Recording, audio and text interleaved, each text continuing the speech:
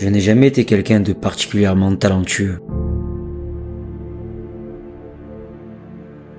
J'ai toujours travaillé dur et redoublé d'efforts pour obtenir ce que je voulais. Je ne sais pas si c'est le cas pour tout le monde, et cela peut paraître bizarre. Mais depuis toujours, j'ai deux questions en tête. Deux questions auxquelles je cherche encore les réponses. La première est: qui suis-je? Et quelle est ma mission? Il y a une citation qui dit: nous sommes tous sur Terre pour une raison, et tout le long de notre vie, il suffit de la trouver. Que je trouve mes réponses ou pas, le temps passe, et j'avance malgré tout. La vie nous façonne. Parfois je gagne, souvent j'apprends, et par moments je perds.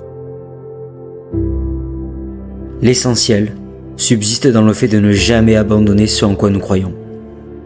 Nous ne cesserons jamais d'apprendre. La vie sera faite de haut comme de bas. Il ne faut pas attendre d'être en haut pour être heureux, comme il ne faut pas attendre de toucher le fond pour décider de s'élever. Je sais pas toi, mais en ce qui me concerne, j'ai toujours eu la chance, enfin, le privilège, je dirais même, d'avoir un entourage qui m'a constamment épaulé, soutenu et encouragé. Je parle bien évidemment de ma famille, de mes amis, mais aussi de la personne avec qui je partage mon quotidien. Avec ce cercle de personnes, je ris comme je pleure à leur côté. Je leur partage mes angoisses, mes doutes, mais aussi mes ambitions et comment je compte m'y prendre pour les atteindre. Tous sont là pour moi, et cette chance, pas tout le monde l'a. J'en ai conscience, et je me le rappelle chaque jour que Dieu fait. Leur soutien est ma discipline. Leur amour constitue ma force, et leur sourire est mon unique motivation. Je ne manque de rien, rien du tout. Pourtant, je ressens le besoin, la nécessité de prouver, de me dépasser dans tout ce que j'entreprends. De quoi qu'il en coûte, sans cesse être en évolution constante. Année après année,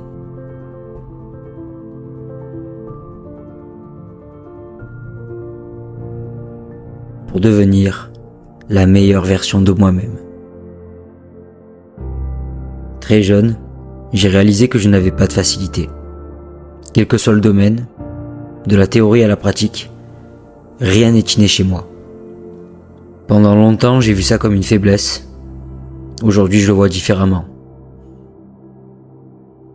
Un autre dicton dit: la vie c'est 10% ce qui t'arrive et 90% ce que tu en fais. J'ai toujours dû travailler dur pour obtenir ce que je voulais. Cet handicap, si je puis l'appeler comme ça, m'a donné une chose qui selon moi se fait de plus en plus rare de nos jours. Cette chose, c'est le goût de l'effort. Je ne suis pas le plus puissant, mais je suis le plus tenace. Je ne suis pas le plus doué, mais je suis le plus travailleur. Je ne suis pas sans peur, mais je ne crains pas la défaite, car elle n'existe pas à mes yeux. L'échec n'est qu'un mythe. Il n'est rien d'autre que l'opportunité de recommencer et de mieux faire. Ces mots ne sont pas les mots d'un perdant, mais les mots d'une personne dont la détermination défie toute concurrence. J'adore me dépasser, m'améliorer, repousser mes limites. Plus le challenge sera grand, plus mon désir sera puissant. En mai 2024, je me lance le défi de participer une nouvelle fois à une compétition de bodybuilding. Avec une seule ambition en tête: revenir mieux préparé et accéder au podium. L'année dernière, mon état d'esprit était de battre mon meilleur physique personnel. Cette année, j'accrois mon défi. Cette année, je compte bien présenter un physique digne d'une médaille.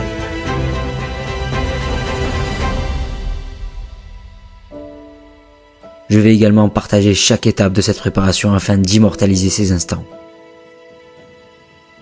Pour être honnête avec toi, je ne sais pas si cette aventure me permettra de répondre aux deux questions dont je parlais au début. Mais ce qui est sûr, c'est que chaque expérience nous fait grandir. nous apprend encore un peu plus sur qui nous sommes.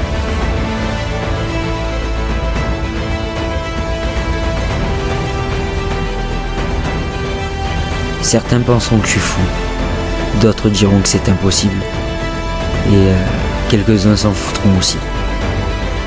À tous ces gens-là, je répondrai fièrement, moi c'est Brandon, et je me forge à être une légende, pas un mythe.